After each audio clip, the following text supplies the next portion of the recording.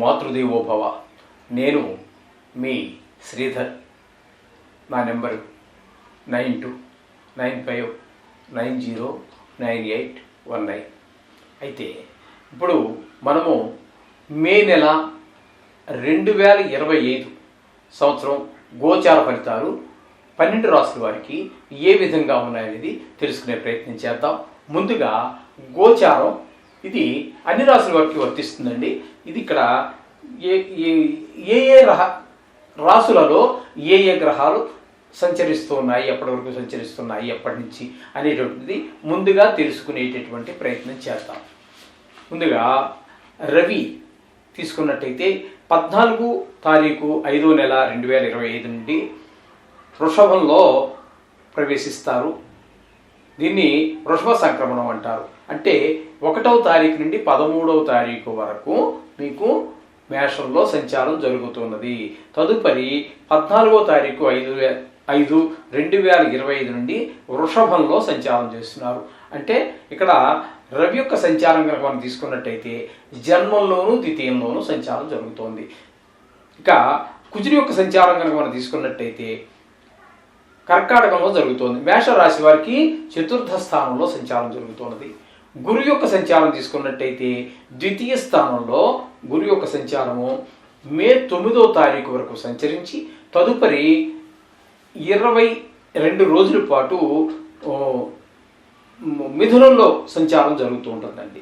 ఇకపోతే కేతు యొక్క సంచారం తీసుకున్నట్టయితే 6వ స్థానంలో ఉన్నటువంటి కేతు కొద్ది రోజులు మాత్రమే, అంటే 16వ తారీఖు వరకు మాత్రం 5వ నెల మే నెల 16వ తారీఖు వరకు ఉంటారు. తదుపరి ఆయన ఎప్పుడు వక్రగమనం కాబట్టి ఆయన 5వ స్థానంలో ప్రవేశిస్తారు.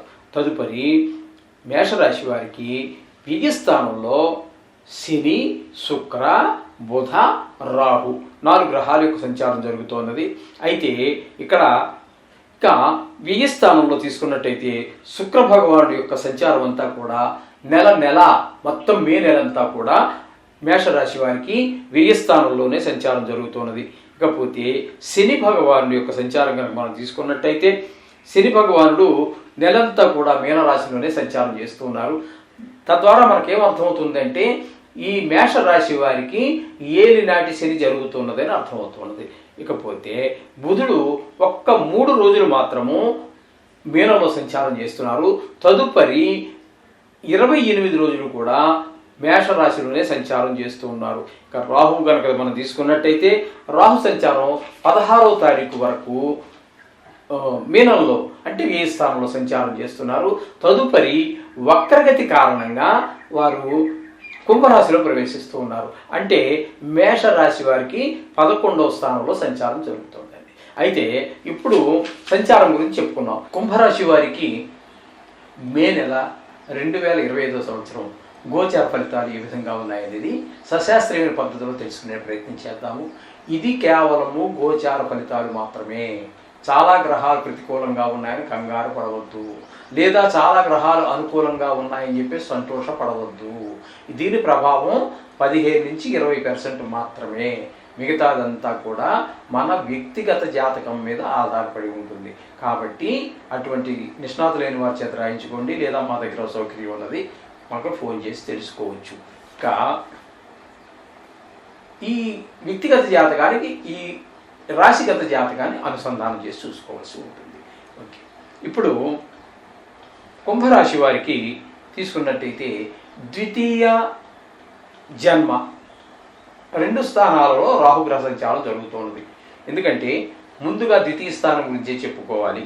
ఎందుకంటే మీనరాశి నుంచి కుంభంలోకి వస్తున్నారు, వక్రగతి సంచారం కాబట్టి ముందుగా 2వ గ్రహ ద్వితీయ స్థాన సంచారం గురించి చెప్పుకుందాము. అక్కడ 16వ తారీఖు వరకు ద్వితీయ స్థానంలోను తదుపరి జన్మంలోనూ ఉంటారు. అక్కడ గురువు యొక్క ప్రభావం 2 స్థానాల్లోనూ కూడా శుభప్రదమైన ఫలితాలను ఇవ్వజాలదు. ఎందుకంటే ద్వితీయ స్థానంలో ఉన్నప్పుడు కుటుంబం మీద, పిల్లల ఆరోగ్యం మీద, మాటలోనూ ఈ విధమైనటువంటి తేడాలన్నీ కనిపిస్తూ ఉంటాయి. వాళ్ళ మీద దుష్ప్రభావాలు చూపిస్తూ ఉంటాయి. కొంచెం ఆదాయం కూడా తగ్గిపోతూ ఉంటుంది ద్వితీయ స్థానంలో ఉన్నప్పుడు. మీరు ఎంత కష్టపడదానుకున్నప్పటికీ ఆ రీచ్ కాలేరు. మీ టార్గెట్ మీరు అంటే మీ యొక్క ఇంత కావాలి అనుకున్నాం కదా, దానికి మీరు చేరలేకపోవచ్చు మీ ఆదాయం. ఇకపోతే తదుపరి 17వ తారీఖు నుంచి జన్మంలోకి వస్తున్నారు. జన్మంలోకి వచ్చాక ఏంటంటే ఒక మంచి ఆలోచన రాదు, మంచి ప్రవర్తన ఉండదు. ఇట్లాగే కామ, క్రోధ, లోభ, మోహ, మమాశ్చర్యాలన్నీ కూడా కొంచెం విజృంభించేటటువంటి అవకాశం ఎక్కువగా కనిపిస్తూ ఉంటుంది. అన్నిటికీ కోపం వస్తూ ఉంటుంది. పెద్ద కారణం ఏమి ఉండదు దానికి అంత, కానీ ఆ రాహుగ్రహ ప్రభావం వల్ల అలా ఉంటుంది. అంతేకాకుండా ఈ విషక్రిములైనటువంటి బల్లులు, బొత్తింకలు, తేళ్ళు, జెర్రులు ఇట్లాంటి వాటి వల్ల, దోమలు ఇట్లాంటి వాటి వల్ల కూడా కొంత చెడు ప్రభావం మనకు తగిలేటువంటి అవకాశం ఉంటుంది. ఈ విధమైనటువంటి ఫలితాలన్నీ కూడా రాహుగ్రహం వల్ల ఈ కుంభరాశి వారికి జరుగుతోంది. ఇకపోతే శనీశ్వరుని యొక్క సంచారం కూడా ద్వితీయ స్థానంలో జరుగుతోంది. ద్వితీయ స్థానంలో శని సంచారం పిల్లల ముఖ్యంగా కుటుంబం మీద, అంటే భార్య పిల్లల మీద, అట్లాగే ధన రాబడి తగ్గిపోతుంది, దుష్ప్రభావం చూపిస్తూ ఉంటుంది. మాటలో కూడా కఠినత్వం పెరుగుతూ ఉంటుంది. దాని ద్వారా ఎదరవాళ్ళు బాధపడే అవకాశం ఉంటుంది. అది మన కుటుంబ సభ్యులు, అదే భార్య పిల్లలు అయితే ఓర్చుకుంటారు. బయట వారైతే మనం ఒక మాట అంటే 2 మాటలు వాళ్ళు అనాల్సి వస్తుంది. అప్పుడు మరింత బాధపడాల్సిన పరిస్థితులన్నీ ఏర్పడుతూ ఉంటాయి. ఈ విధంగా శనీశ్వరుని యొక్క సంచారం ఆ విధమైన దుష్ప్రభావం చూపిస్తూ ఉంటుంది. ఇకపోతే అదే ద్వితీయ స్థానంలో శుక్రుని యొక్క సంచారం నెలంతా జరుగుతుందండి. ఈ స్థానంలో ఈ రాహు వల్ల, శని వలన ఏ విధమైన ఫలితాలు ఉన్నాయో వాటికంటే తద్భిన్నమైనటువంటి ఫలితాలన్నీ కూడా శుక్రుడు ఇస్తూ ఉంటాడు.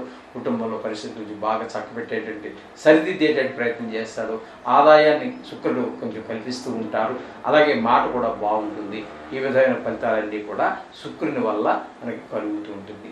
మాట అనేటప్పటికీ దీనికి సంబంధించి లలిత కళలకు సంబంధించినటువంటి వాటిలో కూడా కొన్ని మాటకు సంబంధించినవి ఉంటాయండి. అదే గీతం అనేటటువంటి చూసారు, పాట రాయటం కాదు, పాడటం. అటువంటిది మనకు మాటకు సంబంధించినటువంటి విషయమే కాబట్టి, వాక్కు సంబంధించింది కాబట్టి ఆ పాటలు పాడేవారికి చాలా అనుకూలమైనటువంటి పరిస్థితిని అక్కడ శుక్ర భగవానుడు కల్పిస్తూ ఉన్నాడు. ఇకపోతే బుధుని యొక్క సంచారం తీసుకున్నట్లయితే ద్వితీయ స్థానంలో ఒక 3 రోజులు, తదుపరి తృతీయ స్థానంలో మొత్తం నెలంతా కూడా ఉన్నారు. అయితే 3వ స్థానంలో ఏ విధమైన శుభ ఫలితములను ఆయన ఇవ్వజారుడు. ఎవరు సహాయ సహకారాలు అందవు. తద్వారా మనం వెనకబడేటటువంటి అవకాశం ఉంటుంది. ఉద్యోగ స్థలంలో కావచ్చు, వ్యాపార స్థలంలో కావచ్చు, ఉన్న ఇంటి పక్కల చుట్టుపక్కల ఉండేవాళ్ళు కావచ్చు, అట్లా ఎవరి యొక్క సహకారం లేని మూలంగా కొంత వెనకబడిపోవడం జరుగుతూ ఉంటుంది. ఇక ద్వితీయ స్థానంలో 3 రోజులు ఉంటారు. 3 రోజులు పెద్ద లెక్కేవి కాదు, కానీ ఆ 3 రోజులు మాత్రం ద్వితీయ స్థానంలో ఉన్నప్పుడు కొంచెం అనుకూలమైన ఫలితాలు ఉంటాయి. నెలలో 2 రోజులు పెద్ద లెక్కే ఉందని 3 రోజులు, ఈ విధంగా బుధుని యొక్క సంచారం జరుగుతూ ఉంటుంది. ఈ విధంగా మొత్తం మీద ద్వితీయ స్థానానికి సంబంధించినటువంటి ఫలితాలన్నీ కూడా మనకి చెప్పుకోవడం జరిగింది. ఇకపోతే రవి యొక్క సంచారం తృతీయ, చతుర్థ 2 స్థానాలలో రవి యొక్క సంచారం జరుగుతోంది. తృతీయ స్థానమైనటువంటి మేషంలో ఒక 14 రోజులు, తదుపరి నెలంతా కూడా 15వ తారీఖు నుంచి నెలంతా కూడా చతుర్థ స్థానంలో జరుగుతోంది. 3వ స్థానంలో మాత్రం రవి యొక్క సంచారం చాలా బాగుంటుంది. అందరి యొక్క సహాయ సహకారాలు, మనస, వాచ, కర్మ, ధనం, డబ్బులు ఏదైనా అవసరపడ్డాయి, ఎవరో ఒకరు అడ్డుపడతారు. మాట సహాయం కావాల్సి వచ్చింది, నేనున్నాను నీకేం పర్లేదయ్యా అంటాడు. కర్మణ, ఈ బండి ఎక్కడో పాడేది, దాన్ని ఇలాగ చూస్తున్నాము, ఈ లోపల మన ఫ్రెండ్ వచ్చాడు, ఆటో చెయ్యి వేసాడు, దాన్ని చూస్తాడు, పెట్రోల్ బంక్ దాకా లేకపోతే మెకానిక్ షాప్ దాకా. అట్లా మొత్తం మీద అన్ని రకాలుగాను ఏ విషయంలోనైనా సహాయ సహకారాలు అందరి ప్రయత్నం మనకి ఈ రవి యొక్క 3వ స్థాన సంచారం వల్ల కలుగుతుంది. తదుపరి 4లో ప్రవేశిస్తూ ఉన్నారు. 4లో ప్రవేశించిన తర్వాత అక్కడ మనకి మంచి ఫలితాలు అయితే ఇవ్వజాలరు. అసలు ఏంటంటే విద్య విషయంలో వెనకబాటుతనం కలగడం, మనకి భూమి లేదా స్థలము లేదా వాహనం ఏదో కొనాలనుకున్నారు, కొనలేకపోయేటువంటి అవకాశం ఉంటుంది. అలాగే ఈ రియల్ ఎస్టేట్ వ్యాపారం అని చెప్పేసి చేస్తూ ఉంటారు కొంతమంది. వారి దగ్గర కొని వీళ్ళకి భూములు కావచ్చు, ఇల్లు కావచ్చు, ఎవరి దగ్గర కొని ఎవరు అమ్ముతుంటారు, మధ్యలో వారు కమిషన్ ఏవో తీసుకుంటారు. వారికి అంత అనుకూలమైనటువంటి పరిస్థితి ఈ రవి సెకండ్ హాఫ్ అంతా కూడా ఆయనకు అనుకూలమైన పరిస్థితులు ఉండవండి. ఇకపోతే గురువు యొక్క సంచారం కూడా చతుర్థ స్థానంలో 9 రోజులు జరుగుతోంది. చతుర్థ స్థానంలో గురువు కూడా ఈ రియల్ ఎస్టేట్ వ్యాపారులకి అనుకూలమైన పరిస్థితులు ఉండవు. సో సొంతంగా ఇతని గురించి చూసుకున్నట్టయితే ఇక్కడికి గృహ సౌఖ్యం, వాహన సౌఖ్యం ఇట్లాంటివి ఏమి కూడా ఉన్నప్పటికీ కూడా అనుభవించలేని స్థితికి వస్తూ ఉంటారు. గురువు కూడా 4వ స్థాన సంచారం వల్ల జరుగుతూ ఉంటుంది. తదుపరి 9వ తారీఖు వరకు మాత్రమే. తదుపరి ఆయన పంచమ స్థానంలోకి అయినటువంటి మిథునంలోకి ప్రవేశిస్తూ ఉన్నారు. పంచమ స్థానంలో గురువు చాలా చక్కటి ఫలితాలన్నీ అందజేస్తారు. పిల్లలు బాగా చదువుతారు, ఆటల్లో పాటల్లో అన్నిట్లో కూడా ముందుంటారు. అలాగే సంతానం అంతా కూడా మన కళ్ళ ముందు మన సంతానం ముందుకు వెళ్తుంటే మనకి చెప్పలేనంత ఆనందం కలుగుతూ ఉంటుంది. అలాగే మంచి మంచి స్నేహాలు చేస్తూ ఉంటారు. ఈ విధమైనటువంటి ఫలితాలన్నీ కూడా పంచమ స్థానంలో గురువు విద్యాకారకుడు కాబట్టి, విద్య కూడా కారకుడే కాబట్టి ఆయన విద్యాకారకుడు ముగ్గురు ఉన్నారు. అందులో ప్రప్రథమంగా మనకి గురువునే చెప్పుకోవాల్సి వస్తుంది. కాబట్టి పంచమ స్థానంలో ఆయన ఉండటం ద్వారా పిల్లల యొక్క చదువు విషయంలో చాలా ముందు ఉండేటువంటి అవకాశం కనిపిస్తూ ఉంటుంది. ఈ నెలంతా కూడా నెలంతా అంటే 10వ తారీఖు నుంచి మొత్తం నెలాఖరు వరకు ఈ విధమైన ఫలితాలన్నీ గురువు యొక్క సంచారం వల్ల జరుగుతుంది. 6వ స్థానంలో కుజుని యొక్క సంచారం జరుగుతుంది. ఈ 6వ స్థానంలో కుజుని యొక్క సంచారం వల్ల ఆరోగ్యం బాగుండటము, మనం ధనం కోసం ఏదైనా ప్రయత్నం చేస్తుంటే ధనం లభించటము, లేదా మనమే ఎవరికో ఎప్పుడో అప్పు తీసుకుని ఉన్నాము అది తీర్చేయగలుగుతాము. ఈ విధమైనటువంటి ఫలితాలన్నీ కూడా కొంతమందితోటి ఇప్పటి వరకు మనకు శత్రువులుగా ఉన్నటువంటి వాళ్ళు మిత్రులుగా మారే అవకాశం ఉంటుంది. మంచి పేరు వచ్చే అవకాశం ఉంటుంది. ఇవన్నీ కూడా మనకి చాలా సంతోషంగా కాలం గడిపేటువంటి అవకాశంగా మనకి కుజుడు నెలంతా ఆయన చేసే పని ఆయన చేస్తాడు. ఇకపోతే 8, 7 స్థానాలలో కేతు యొక్క సంచారం జరుగుతోందండి. కేతు యొక్క సంచారం అపసవ్య మార్గంగా సంచారం చేయటం వల్ల 8వ స్థానం నుంచి 7వ స్థానంలోకి వస్తున్నారు. ఇది కూడా 16 రోజుల పాటు 8వ స్థానంలోను, తదుపరి అంతా 15 రోజుల పాటు సింహంలో అంటే 7వ స్థానంలోకి వస్తున్నారు. కాబట్టి ఇక్కడ 8వ స్థానంలో ఉన్నప్పుడు కొంతమందికి ప్రాణాపాయ పరిస్థితులు ఏర్పడవచ్చు, పెద్ద దుఃఖం కలగవచ్చు, కొన్ని హఠాన్మరణాలు జరగవచ్చు, కొంత ధన నష్టం జరగవచ్చు, కలహాలు, ఈ విధమైన ఫలితాలన్నీ కూడా 8వ స్థానంలో కేతు వల్ల కలుగుతూ ఉంటాయి. తదుపరి ఆయన 17వ తారీఖు నుంచి 7వ స్థానంలో వచ్చారు కాబట్టి 7వ స్థానంలోకి వచ్చేటప్పటికి భార్యతోటి వాళ్ళతోటి కొంచెం గొడవలు రావటము, అలాగే భార్య విషయంలో కొంచెం మాట రావటము, ఇట్లాంటి మొత్తం మీద జాయింట్ వ్యాపారం ఎవరితో భాగస్వామ్యంలో వ్యాపారం చేస్తున్నట్టయితే వారి ఇద్దరు అభిప్రాయాలు ఒకటి కాకుండా కొంచెం మనస్పర్ధలు వచ్చే అవకాశం కూడా మనకి గోచరిస్తూ ఉన్నది. తద్వారా మనస్పర్ధలు ఎక్కడైతే వచ్చాయో అక్కడ ఆనందం ఆవిరైపోతుంది, ఆదాయం కూడా తగ్గిపోతూ ఉంటుంది.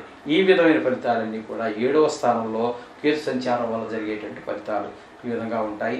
అంచేత కొన్ని గ్రహాలు అనుకూలత, కొన్ని గ్రహాలు ప్రతికూలత సర్వసామాన్యము. ఇది కేవలము గోచారము. భయపడకండి, జాతకాన్ని రాయించుకోండి, ఆ సౌకర్యం మా దగ్గర కూడా ఉన్నది. దానికి దాన్ని అనుసంధానం చేసుకున్నట్టయితే మీకు ఖచ్చితమైన ఫలితాలు వచ్చే అవకాశం ఉన్నది. కాబట్టి ఆ విధంగా చేసుకోండి. అలాగే ఈ నెలలో వచ్చేటటువంటి హనుమ జయంతి, శని త్రయోదశి ఇట్లాంటివన్నీ కూడా మనకి ఇప్పుడు మనం చెప్పుకుంటున్నటువంటి కుంభరాశి గురించి కాబట్టి వీరికి కూడా ఏళ్ళ శని ఉన్నది. కాబట్టి ఈ 10వ తారీఖున వచ్చే శని త్రయోదశి రోజున తైలాభిషేకం చేయించుకోండి, చాలా సౌప్రదమైన ఫలితాలన్నీ పొందుతారు. అలాగే 22వ తారీఖున వచ్చేటటువంటి హనుమత్ జయంతి కూడా ఈ శని భగవాన్ యొక్క దుష్ప్రభావాలని దూరం చేస్తుంది అని మనకి పెద్దలు చెప్పారు, పురాణాలు చెప్తున్నాయి. కాబట్టి ఈ రెండింటిని తప్పకుండా చేయండి. అదే కాకుండా ఇంకా మంచి అవకాశం ఏంటంటే 15వ తారీఖున వచ్చేటటువంటి సరస్వతీ నది పుష్కరాల్లో కూడా స్నానం చేయండి. ఎందుకనంటే మన సంస్కృతిలో ముక్కోటి దేవతలు కూడా ఆ పుష్కరాల సమయంలో ఏ నదికి అయితే పుష్కరాలు జరుగుతున్నాయో అదే నదిలో వారు ఉంటారు అని చెప్పి శాస్త్రం. అందుగురించే కోటాను మంది జనాలు వచ్చి స్నానాలు చేస్తూ ఉంటారు, పవిత్ర నదీ స్నానాలు చేస్తూ ఉంటారు, పుష్కర స్నానాలు. కాబట్టి దేశ విదేశాల నుంచి వస్తూ ఉంటారు. కాబట్టి మొన్న చూశారు కదండి, ప్రయాగ్రాజులో 55 కోట్ల జనాభా ఒకేసారి వచ్చి ఆ నదీ పుష్కరాలు స్నానం చేశారు. చేత మీకు ఆర్థిక పరిస్థితి, ఆరోగ్య పరిస్థితి బాగుంటే తప్పకుండా వెళ్ళండి. జీవితంలో ఇలాంటి అవకాశాలు కొన్ని సార్లు మాత్రమే వస్తూ ఉంటాయి. ఆ వచ్చినప్పుడు ఉపయోగించుకోండి. మళ్ళీసారి చేద్దామని దీన్ని మాత్రం ఇటువంటి వాటికి ఏ మాత్రం అవకాశం ఉన్నా వాయిదాలు వేయవద్దు. అంచేత ఇవి కూడా చేసుకున్నట్టయితే మీరు ఇహానికి పరానికి కూడా చాలా మంచిది, శుభం.